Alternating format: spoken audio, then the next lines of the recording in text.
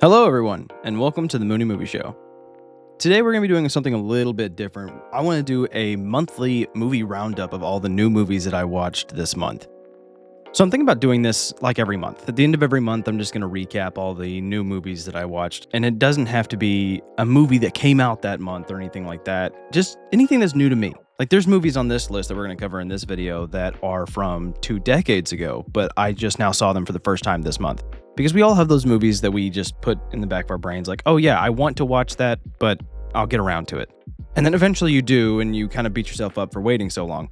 I have a few of those this month. So yeah, that's kind of what we're going to be doing here. Any movie that I watched for the first time this month is going to make it into these videos. I'm also going to try something very different. Something I hadn't done before, something I didn't even really consider, but then the idea just kind of popped into my brain and it didn't go away. It just kind of gnawed at me like, hey, yeah, this is really gimmicky, but it's kind of clever, so just do it. That's going to be giving every movie I talk about a rating based on the moon phase. Get it? You know, Moony movies, moon phases, whatever. You get it. You get it. So I've got 1 through 5, new moon, crescent moon, quarter moon, gibbous, full moon. And yes, in this video, I'll actually be on camera. I don't know how I feel about that. We'll see. Maybe I hate it. Maybe this is temporary. We'll find out. Okay, so let's go ahead and get this started with the first movie that I wanted to talk about. The first movie that I saw this month for the first time, and that was The Gorge. So The Gorge is about 2 deadly assassin, soldier, mercenary type figures from opposite sides of the Cold War to guard the Gorge. So the Gorge itself is like this, it's a gorge, a cavern, I don't know, gap in earth. My geology class was a little too easy in college. Forgive me if I don't know the terminology that I should. It's essentially this mini canyon in a remote place. We're never revealed exactly where. It kind of adds to the mystery of the movie. And the gorge is filled with like this thick fog. So you can't really see down in it.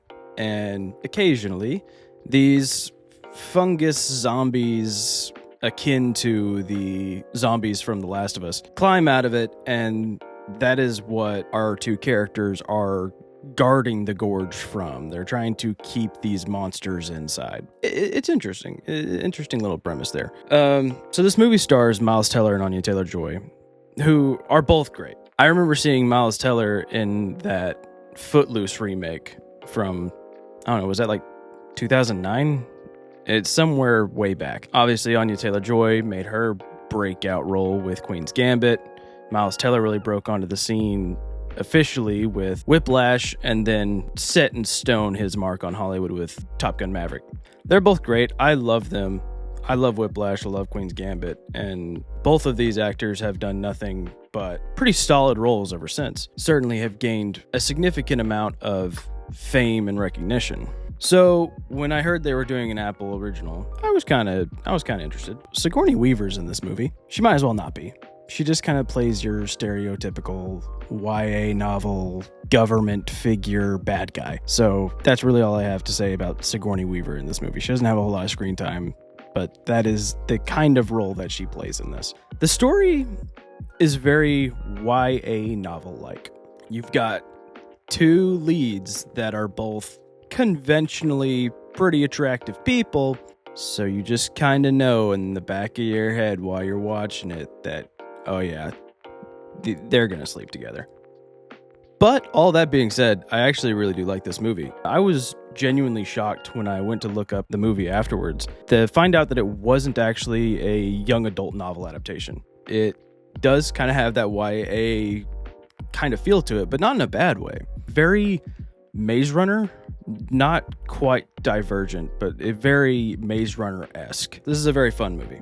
It has really cute scenes. It has mildly scary scenes. Nice little mystery to it. There's a scene in this movie where the 2 characters use binoculars to see across the gorge at each other's towers, and they essentially draw on these like notepads to like pass notes to each other, and that's how these characters get to know each other in the movie. The scene where they do that is so cute and adorable. Like, honestly, I ate it up. It is so charming. It's relatively unique. I mean, I can't remember the last time I saw the two characters in a big movie like this. That is how we get to know them, essentially, is through this passing of notes scene. Almost like a Taylor Swift music video, but it works. It really does work, and I didn't even want that scene to end. The passing note scene could have been the whole movie, and I would have been entertained. You buy into these characters' chemistry together, and that's fun, and I like when movies are fun. Now, I won't lie to you. There are points in this movie where things get a little ridiculous. This is not a movie where you need to sit and think really hard about the logic, because if you do, you're going to see a lot of the holes in it. This isn't really a thinker movie. You kind of need to suspend your disbelief significantly. And that's okay. There's nothing inherently wrong with that. I can see why that would be a big negative that people have. I know there's a lot of people that don't really have that ability to just suspend their disbelief. They have to nitpick movies. I'm not one of those people, but essentially you really need to take everything in this movie at face value. And if you do that, I think you're going to have a good time. It really is a fun movie that is cute and entertaining to watch, with some spooky moments and some fun moments, some cute moments. There's enough here to be entertained by. Just don't sit there and try to nitpick the movie. It's going to ruin your experience. Now I want to talk about something that's a little bit different regarding this movie. This movie's soundtrack is phenomenal. And here's something you need to learn about me if you're going to listen to this channel at all. I love soundtracks to movies. A good soundtrack can put rose-colored glasses on me. It'll make a bad movie good for me. For example, do y'all remember a couple years ago, there was a Netflix original movie by, I believe it was David Ayer, called Bright with Will Smith. The movie itself, not a very good movie, but the soundtrack is so darn good that I can't look back at that movie without thinking good thoughts, because I listen to that soundtrack constantly. And that can put the rose-colored glasses on me, and I think of that movie in a positive light. That is a weird thing in my brain, and I know it's not the same for everybody else. So take it with a grain of salt. This kind of happened a little bit with this movie, because the soundtrack's so good that it just kind of tickled my brain a little bit. And then I had those songs stuck in my head for days on end afterwards. So that already is kind of a little check on the box for me. Made me like this movie a lot more than maybe I should have otherwise. So yeah, just to kind of wrap it up, I like the movie. It's pretty good. I think it's enjoyable. I think it's worth a watch. To put it on the moon phase rating, I would probably give it a gibbous. Is it perfect? No. But it's fun enough to watch and worth your time. I'm going to give it a gibbous. Also, I want to give a little bit of a PSA real quick. Do not sleep on Apple TV Plus. It's literally the cheapest mainstream streaming service out there, and it has an insane batting average.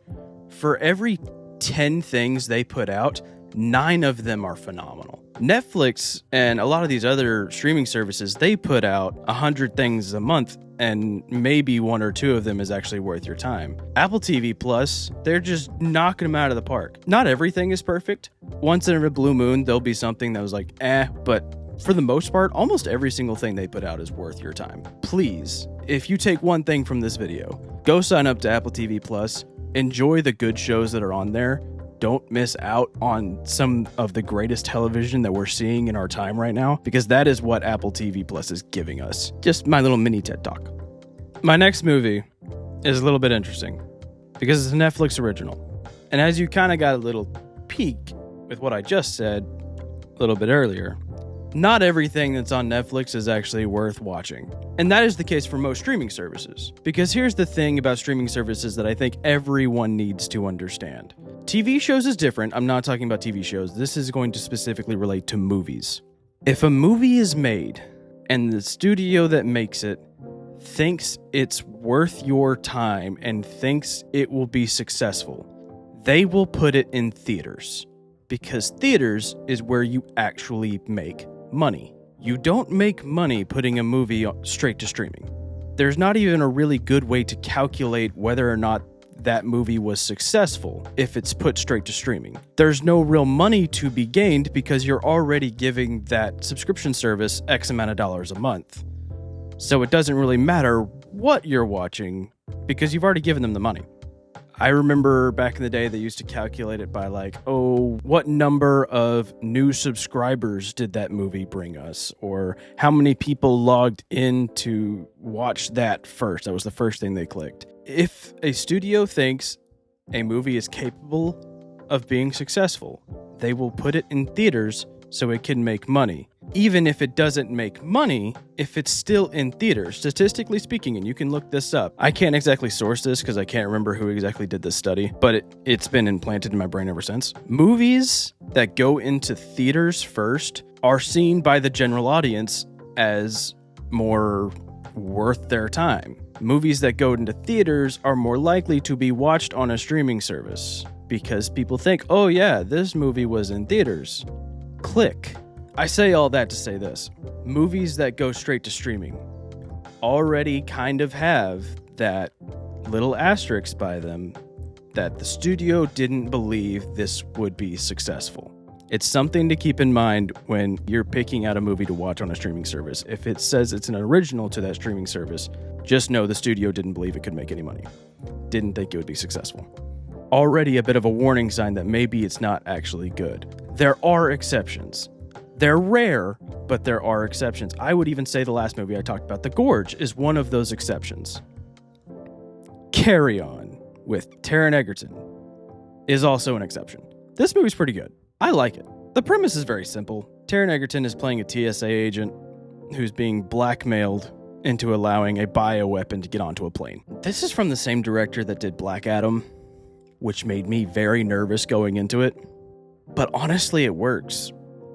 It really does. It's a very simple premise. I've heard it's akin to Die Hard. I can't confirm or deny that because Die Hard is one of those movies that I've put off for so long I still just haven't watched it. But I know enough about it that I think I could say, yeah, from what I hear, they're pretty similar. But it works. So this movie is all about tension. This movie had my butthole puckering the entire movie. Constantly wondering how in the world our main character was going to get out of this problem, this problem, this problem, so on throughout the movie. It's really good. Really, I like it a lot. It has its logic problems, kind of like The Gorge did. But don't think so hard. It's a nice little popcorn flick. Jason Bateman, who I'm also a really big fan of, normally in his comedic roles.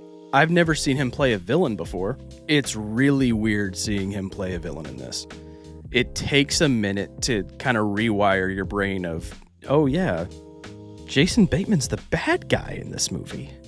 That's weird. I don't like that. He's normally so cuddly and good. So yeah, that took me a minute. But he does play a pretty good bad guy in this. So yeah, overall, Carry On gets another give us.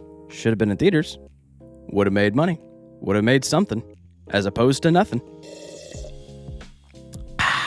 Netflix's loss, I guess. But they're a bunch of stubborn little Okay, so the next movie I want to talk about is Saturday Night. Saturday Night is a movie about the 90 minutes leading up to the very first episode of Saturday Night Live. I really like this movie. It captures the comedic style of SNL pretty perfectly. It feels like you're watching a very long episode of SNL. It's fun. It's got witty humor and it's clever. And I like when movies are clever, but no movie's perfect. So here are some things I don't really like about it. Gabriel LaBelle, I hope I'm pronouncing that right. He's a great actor. Truly he is. I first saw him in The Fabelmans, Steven Spielberg's movie that was up for Best Picture a couple years ago. He's really good. Obviously up and coming. He's only 21 years, or I think he's 22 now. Either way, he's young, so he's still got a long road ahead of him. But he's really good. He was miscast in this movie. He's great. He gives a good performance, but there's one glaring issue. In this movie, Lorne Michaels is supposed to be 30 years old. 2 years ago, when we saw Gabriel LaBelle in The Fabelmans, he was playing a 14-year-old boy. He himself is 21 years old.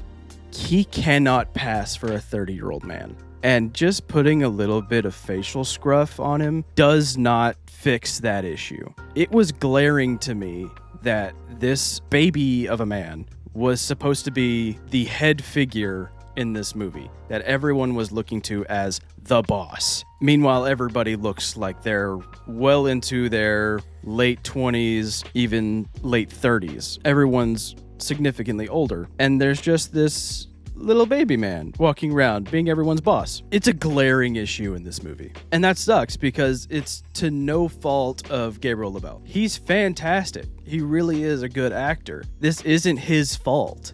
It's the casting director's fault. It sucks. It's the one big problem with this movie. And it's not even that big of a deal. It bugged me, man. I'm one of those people that I have a hard time going back to watch old 2000s movies that are supposed to be high school students and they all look like they're 35. That bugs me. And now we're kind of having the opposite problem of a grown man being played by a kid. I don't know. It's a little bit irritating. So there we go. That's my negative. I'm done talking negative because now I want to actually talk about things I like. Rachel Snow. I could be pronouncing that wrong, and I'm really sorry if I am. She is an absolute show stealer. Every scene she's in this movie, the only thing you can really focus on is her. She captures the screen so well. She is clearly outshining everyone else in this movie. And everyone else is doing a pretty good job. She's just doing better. Dylan O'Brien's in this movie. He's pretty good. He could be better. I've seen him do better in other things. He doesn't have a whole lot of screen time, but I do like him as an actor, so I wanted to bring him up. Nicholas Braun. I really like Nicholas Braun. Nicholas Braun is a good actor that I've watched since I was a little kid. He was in a lot of those Disney Channel original movies that I watched when I was a little kid. So I've seen him go from a Disney Channel star to a really good actor. They tried to pull a fast one on us with this. Or maybe they didn't. Maybe it was on purpose, then they thought everyone would notice and just try to ignore it. I don't know. I couldn't ignore it. Nicholas Braun plays two characters in this movie. He plays two different characters. And I don't mean like, oh, his acting was all over the place. He just acts like this one time and acts like this another. No, there are two characters in this movie played by Nicholas Braun. And it's distracting. Whatever. That's really not that big of a deal because he does do good as both. But it bugged me. So I'm bringing it up. Moving on. Cooper Hoffman. Cooper Hoffman is the son of the late, great Philip Seymour Hoffman. And I want to talk about Nepo babies for a minute. And you might be thinking, oh no, he's gearing up to rant about how he's tired of Nepo babies. No, in fact, the opposite. I'm tired of people complaining about Nepo babies. Because here's the thing about Nepo babies. Why would you have a problem with an actor who is exposed to top talent from the moment they were born? From the moment they were birthed, they were being exposed to great talent, especially in the case of Philip Seymour Hoffman. There is nothing wrong with a Nepo baby. For example, I've never heard anyone complain about Carrie Fisher, Princess Leia. I've never seen anyone shout from rooftops that she's a Nepo baby and it's a problem that she had the career that she had. You might be thinking, Carrie Fisher's a Nepo baby? Yes, and you know her mom. At least if you were a kid in the late 90s, early 2000s, and you watched Halloween Town. Yeah, the granny in Halloween Town is Princess Leia's mom, Nepo baby. And no one complains about it. Freaking Kiefer Sutherland, amazing actor. No one complains about him being a Nepo baby because everyone loves Kiefer Sutherland and everyone loves Donald Sutherland. Hell, the director of this movie is a Nepo baby. Jason Reitman, son of Ivan Reitman, the director of the Ghostbusters movies. The director of this movie is a Nepo baby and he kills it. There's nothing wrong with Nepo babies. I don't want to get on about this too long. I probably already have. But I don't want to hear anyone complain about Nepo babies anymore. Most of the time, there are exceptions, as there are to anything. But most of the time, a Nepo baby is exposed to talent from the day they're born, and it only helps them grow and be better. And Cooper Hoffman is no exception, because he's fantastic at this movie. Do I think that he is Philip Seymour Hoffman level good? No, but he's young. He's on his way. He does great. This movie is worth the watch. And honestly, if you're a real nerd like me, as soon as the credits start rolling, actually watch the credits because the credits have a nice little Saturday Night Live flair to them. So watch the credits, and the second the credits are over, put on the first episode of Saturday Night Live. Just watch it back to back. It's a really cool experience. If you're a nerd like me, you'll really enjoy it. So overall, another gibbous. Moving on to the fun one. Electric State. Electric State is an alternative 1990s where humans went to war with machines, robots, whatever. It's directed by the Russo brothers, who, outside of the Avengers movies, have not exactly had the career takeoff that they probably predicted that they would. So, the gist of the story, the girl, played by Millie Bobby Brown, sets off to find her thought-dead brother, along with a robot being controlled by her thought-dead brother, Chris Pratt being Chris Pratt, and a funny little robot voiced by Anthony Mackie that's Chris Pratt's character's best friend.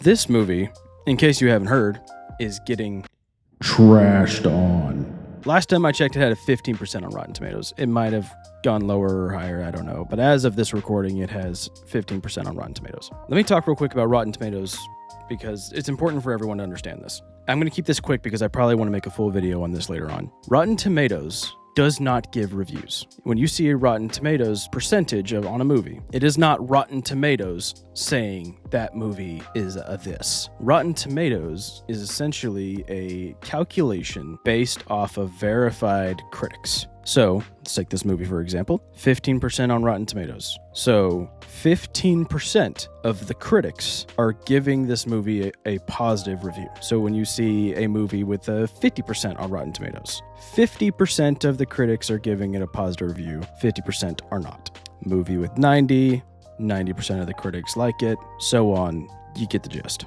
So that's important to note, and it is significant because I'm one of those 15%. It's a hot take. I like this movie. Do I think it's perfect? No, it's not. It's actually far from it. It has its weaknesses. Stanley Tucci's in this movie giving a really bad performance. Giancarlo Esposito is also not giving a very good performance. Millie Bobby Brown, who everyone loves, I don't think has shown any acting talent outside of Stranger Things. And this is no exception. I don't think she gives a good performance in this either. That being said, for whatever reason, I was a little bit more forgiving of this movie. It is a Netflix original, and I don't think it would have made money. This probably does belong on Netflix. But this is a nice little guilty pleasure movie to put on. It's fun enough and enjoyable enough that you could turn your brain off and get some mild enjoyment out of it. I don't think I love this movie. I barely like it, but I do like it. There's not a whole lot to talk about. The story is pretty mediocre at best. But look, this is one of those movies that I think if you're doing stuff around the house or you're just endlessly scrolling through streaming services, having a hard time finding something to watch, I think this one's worth putting on. It's fun. It has its moments that made me laugh. Do I think it's perfect? Absolutely not. In fact, there's a lot of this movie that I think is very far from perfect. But there's enough fun in it that I think it's worth watching. And maybe that's me being a little too forgiving. There's something to be said about that. I could very well be a little too forgiving of this movie. But in a thumbs down, thumbs up world, I give it a mild thumbs up. Let's go ahead and slap a moon phase rating on it real quick. This one's getting a quarter. This one's getting a quarter rating because 50% you'll like it, 50% you won't. I think a quarter moon is a perfect rating for this movie. Not great, but not as bad as a lot of people are saying. So the last movie I want to talk about is a little bit interesting because it's by my favorite director, Christopher Nolan. There are a few movies of his that I still have put off, that I haven't watched, because it takes a special mood to watch a Christopher Nolan movie, because it requires 100% of your attention and your brain. That's just the movies he makes. So I put off what some people will argue is his big breakout movie, and that's Memento. I watched Memento for the first time this month, and boy, oh boy, isn't this movie something. Now, someone in the comments is welcome to correct me if I'm wrong. I can't think of another movie where the story is told in reverse. So before I get ahead of myself, let's talk about what Memento is about. Memento is about a man with severe head trauma that causes him to have severe short-term memory loss. So the character forgets everything about the previous scene as soon as we've moved on to another scene. And sometimes it even happens mid-scene. Because of this, the kind of tool that this presents the story is that the narrative is told in reverse. We get chunks of the story in reverse. the end of the movie is the first scene of the movie. It's quite perplexing, and it does require 100% of your attention at all times. My eyes were drying up watching this movie because I couldn't blink because I was afraid I was going to miss something that would then cause me to be confused later. This movie's a lot. It's really good, and you can tell why this was Christopher Nolan's big breakout one, because I don't think I've ever seen anything quite like it. It's very good. It is hard to keep up with. It requires so much brain power. My girlfriend was in the room with me. She wasn't watching it, but she was in the room with me while I was watching it. And at one point she turned to me and asked me a question, and I was literally like, I cannot give you any of my attention right now without losing track of what's happening in this movie, because that's just how much attention it really requires me to give it. It is very difficult to keep up with. That could just be me. Maybe I'm stupid. I don't know. But I don't think a lot of general movie-going audiences would disagree with me when I say that this is hard to keep up with. I don't think it lessens the movie in any way, because the movie is really good and it is worth watching. Highly recommend it. In fact, let's just go ahead and give it a rating. This is a full moon. It's really good. And I'm not just saying that because I'm biased to Christopher Nolan, which I am, but I can remove bias pretty easily. I can think clearly. This is a full moon either way. Even if I found out this movie wasn't directed by Christopher Nolan, I would say, yeah, that's a good movie. That's a really, really good movie. Worth the watch. But it is hard. I don't know if I would go back and watch it again. Maybe if I was doing a Christopher Nolan marathon, it would have to be those exact circumstances for me to go back and watch this again, because it really does require just so much of your brain power. You're ready for a nap once this movie's done, because your brain is just tired. It really does sound like I'm complaining, and I'm not. This movie's really good. It's worth the watch. I like it a lot. And you know what's funny about this? If I had a nickel for every movie I watched this month where the main character has some sort of mental illness and he's playing detective trying to figure out the true story, and at the end there's a big rug pull and everything was a lie, and the movie was directed by one of my favorite directors, an all-time praised director, and it's a movie that I had put off for too long and finally decided to watch it, I would have 2 nickels. But that's in the next video. Yeah, this is a 2-parter. I don't know if I said that earlier. This do be a 2-parter. Hopefully in the next video we're going to cover Shutter Island, No Hard Feelings, Death of a Unicorn, the new Snow White, and maybe something else. We'll see. Who knows what the week has in store. But other than that, I think this is going to bring a close to our episode of the Moony Movie Show. I'm going to work on getting that new video out sometime soon, but it'll be out, whether it be by the end of the month or not. It might be a little after the first. We'll see. I don't know how I feel about the on-camera thing. Y'all let me know if you like it or not. I might continue doing it. I might not. Let me know if you like the ratings. If the ratings are stupid, tell me. I don't necessarily want to hear if they're stupid, like you disagree with them. I want to hear if you think they're stupid, just in general. Okay? I get it. You don't have to agree with me on everything. What's the point of us all agreeing on everything? There would be no fun in the world. Anyway, that's going to bring a close to this episode of the Moony Movie Show. I had fun talking with you guys. Hope to see you in the next video. Have a good one.